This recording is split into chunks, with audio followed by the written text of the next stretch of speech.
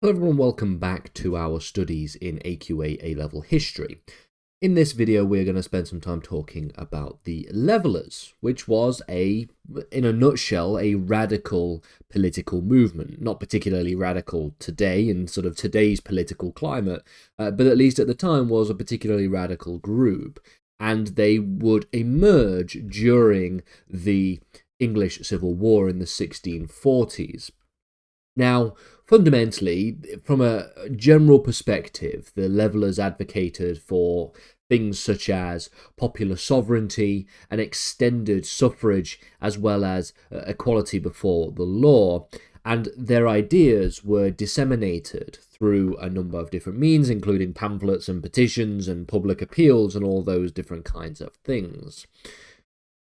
The movement coalesced around a number of very important figures, including John Lilburne, Richard Overton, William Wallen, and also Thomas Prince. These were the sort of key figures that were associated with the practice and the philosophy of this Leveller movement. They advocated, like I said, for popular sovereignty. Now, Lilburne himself was a former soldier, and he was in the parliamentarian army, the New Model Army, and in fact became a quite prominent agitator for what is described as freeborn rights, emphasising natural rights which were inherent to all Englishmen.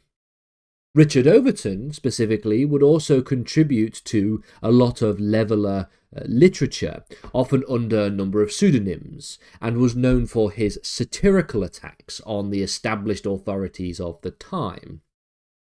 Now, William Walman was in fact also instrumental within this sort of ideological growth of the Leveller movement, in fact articulating a number of views concerning the vision of religious tolerance and political reform within the Leveller movement itself. So you can see it's a sort of quite emancipatory movement in terms of its ideas. It's associated with things like the rights of Englishmen, the rights that are natural to all, which includes things like equality of the law, religious tolerance, and popular sovereignty. And naturally, one of the biggest things that are associated with this idea of the Leveller movement is this idea of extending the suffrage, which is basically refers to the concept of expanding those who are able to and have a right to vote in elections. The political philosophy of the Levellers was encapsulated in a series of manifestos that were titled The Agreement of the People, or An Agreement of the People. And these were a series of manifestos or mini manifestos that sort of coalesced into this broader overall umbrella package that had been published between 1647 and 1649. And within these particular documents, there was the calling for the sovereign to reside in the House of Commons, which would exclude the monarchy and the House of Lords. So by this, we are referring to not the sovereign as in the sovereign himself residing in the House of Commons. We're talking about the idea of sovereignty, the concept of sovereignty itself, to be situated in the House of Commons rather than being situated in the monarchy, in the institution of the monarchy or the institution of the House of Lords. Quite radical too was the exclusion of monarchy, as I said, but also quite radical was this idea of universal male suffrage with some notable exceptions, as well as regular biennial sessions of Parliament, the abolition of monopolies, which became, of course, or which was a particularly controversial aspect of the Civil War and the practice of Charles I. The idea of equality before the law, as well as religious freedom, the separation specifically of the church and state. These are, as you can probably imagine, quite radical departures from the existing political order at the time, but still nevertheless lay the foundation for some quite modern democratic principles. So it is quite radical, given that we're talking about a period between 1647 and 1649, a very, very long time ago, but definitely quite radical and quite progressive ideas that would be seen as pretty standard in today's modern understanding of sort of political progress and liberal ideals. The Levellers had quite a lot of influence in certain areas, one of which was, of course, in the New Model Army, which was established by Parliament in 1645. The New Model Army was not just a military force, but it was also the crucible for radical political ideas. Many soldiers, for example, were drawn from often lower social classes, and so therefore, because they came from often lower social classes, began to resonate with a number of the calls made by the Levellers for political reforms and for social justice. All of this led to the election of the agitators, in which we see soldier representatives voicing their concerns and aspirations of rank and file. These agitators would play a crucial role in advocating for the Levellers' principles to be applied within the army itself. In October 1647, discontent among the troops culminated in what becomes known as the Case of the Army Truly Stated. This was a manifesto that criticised the army's leadership negotiations, as well as Charles I himself, and called for quite significant political reforms.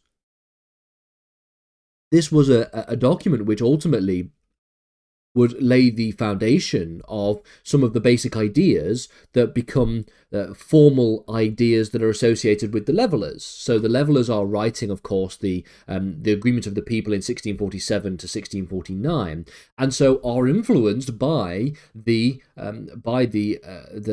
Case of the Army Truly Stated, which was written in 1647. And so at the start of the sort of the Levellers' creation of documentary manifestos. The basic document would include some of the basic principles that we know from the Levellers' manifesto, specifically things like sovereignty residing in the House of Commons, the excluding of monarchy in the House of Lords, regular biannual sessions of Parliament, universal male suffrage, things like equality before the law, all of which were ideas that basically get incorporated into the basic political philosophy of the Levellers. So there's a sort of a mixing of both the radical ideas within the New Model Army and the radical ideas of the Levellers, and it's sort of they coalesce together to create some ideas that formulate into these kinds of manifestos. The growing tensions then between the army's leadership and the radical elements that we are starting to see bubbling up underneath the surface leads to the convening of what become known as the Putney debates from the 28th of October to the 8th of November 1647 at St. Mary's Church in Putney, hence the name Putney Debates. So this was immediately after the establishment of the Case of the Army Truly Stated, which took place in October of 1647. These debates aimed to reconcile the differences between the grandees of the military leadership in the New Model Army and the sort of lower echelons of the army as part of their sort of radical elements building up. Key figures included Colonel Thomas Rainsborough, who represented the Levellers, the radical sect, and passionately argued for universal male suffrage. And then speaking for the grandees, speaking for the military leadership, the sort of upper echelons of the New Model Army, was, of course, Henry Ayrton, who was contending that political participation should be limited to those who owned property. And they feared that the idea of broader suffrage could lead to instability. In terms of what happens after these debates, we can see that the army sought to instead, after sort of not seeing any kind of real definitive resolution coming out of these debates, the grandees, the top level of the New Model Army, just began to use dissent and reinforce discipline.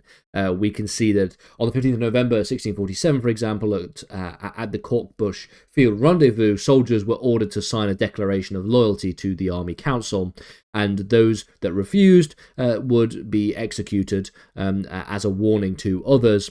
And so we see that there's a sort of slow decline of the ideas of the Levellers and the influence that the Levellers had within the army and also within the broader political landscape, despite the fact that these are principles that basically never really go away. They just go away for the period that we are talking about and that we are studying here in this series.